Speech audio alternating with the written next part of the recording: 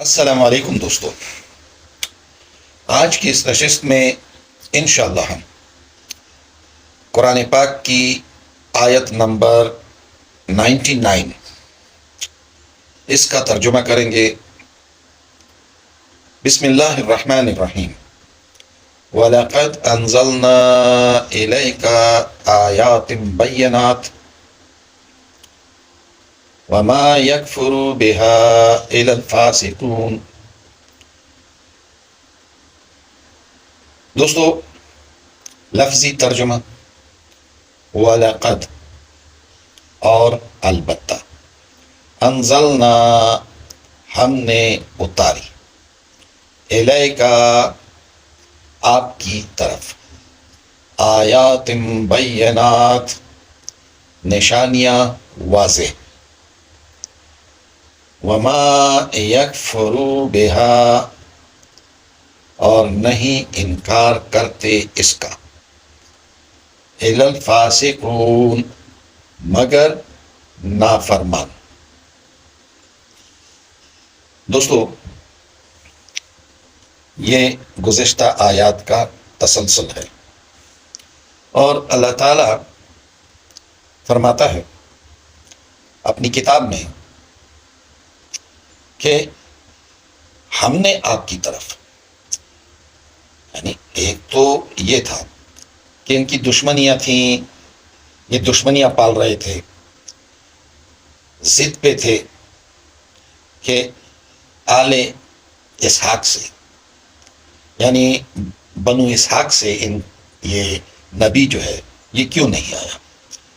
یہ ایک بس سمجھیں کہ ایک ضد سی یا ایک غیر مناسب سی دلیل تھی جو یہ لوگ دے رہے تھے، اگرچہ اس سے پہلے بنو اسحاق ہی سے پیغمبر آتے رہے اور یہ ان کو جھٹلاتے رہے، اور ان انبیاء علیہ الصلوۃ والسلام کو انکار بھی کرتے رہے اور ان کو قتل بھی کرتے رہے۔ مگر یہاں پہ ان کو جس نبی کا انتظار تھا وہ بھی یہ لوگ کہہ رہے تھے کہ یہ بھی، یعنی انتظار تھا، توریت میں آیا تھا، مگر یہ لوگ کہہ رہے تھے، اپنے دل میں یہ خواہش رکھ رہے تھے کہ یہ نبی بھی بنو اسحاق ہی سے ہو۔ اور ایک جگہ پہ اللہ تعالیٰ فرماتا ہے اسی سلسلے میں، پہلے یہ گزر چکا ہے، کہ یہ لوگ انتظار کر رہے تھے کہ وہ نبی آئے گا تو ہم کافرین پہ غلبہ پائیں گے۔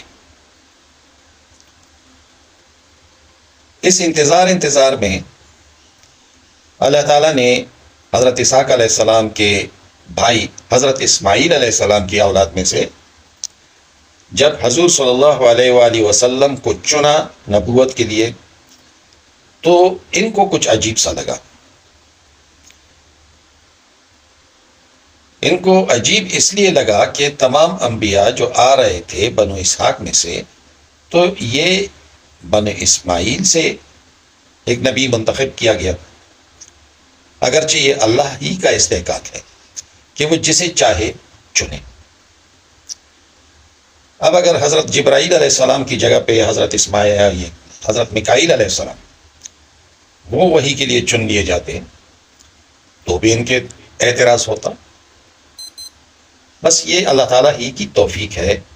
جسے ایمان پہ رکھے اور جسے ایمان سے پرے کرے۔ دوستو، تو یہاں پہ اور نشانیوں کے علاوہ یہ بھی ایک نشانی کے طور پہ اللہ تعالیٰ نے بیان فرمایا قرآن پاک کو۔ یہ قرآن پاک جو ہے یہ ایک ایسی نشانی ہے جو رہتی دنیا تک یہ نشانی رہے گی، اسی لیے اسے کہا گیا ہے آیات بینات۔ تو یہاں پہ اللہ تعالیٰ فرماتے ہیں کہ اور البتہ ہم نے آپ کی طرف واضح نشانیاں اتاری اور نہیں انکار کرتے اس کا، یعنی ان نشانیوں کا انکار اور کوئی نہیں کر سکتا سوائے ان لوگوں کے جو نافرمان ہیں، ان کے سامنے اگر آپ ایک ہاتھ پہ سورج رکھ لیں، ایک ہاتھ پہ چاند رکھ لیں، تب بھی وہ اس کو نہ مانیں، بلکہ وہ کہیں کہ یہ تو ایک جادو ہے۔ تو یہی اللہ تعالی ہمیں بتا رہا ہے کہ جو لوگ ایمان لانے والے ہیں ان کے لیے یہ نشانی بالکل کافی ہے، اور یہ نشانی ایسی نشانی ہے کہ یہ رہتی دنیا تک رہنے والی ہے۔ دیگر نشانیاں جو بھی ہیں وہ اس وقت کے لیے ہوتی ہیں، جیسے کوئی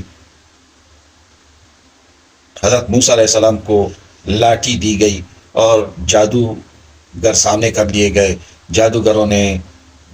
اس میدان میں اپنے جادو کے ذریعے سے سانپ بنائے اور وہ موسیٰ علیہ السلام کی طرف لپکنے لگے، تو اللہ تعالیٰ نے موسیٰ علیہ السلام سے کہا کہ اے موسیٰ اپنی لاٹھی پھینک، اور جب موسیٰ علیہ السلام نے اپنی لاٹھی پھینکی تو لاٹھی سے ایک بہت بڑا سانپ بن گیا اور اس نے ان سارے سانپوں کو نکل لیا۔ تو یہ وہ وقتی نشانی ہوتی ہے، مگر یہ جو قرآن پاک آیا ہے، یہ جو آیات اس کی اتری ہیں، یہ رہتی دنیا تک ہیں، اس پہ لوگ ریسرچ کرتے رہیں گے، اور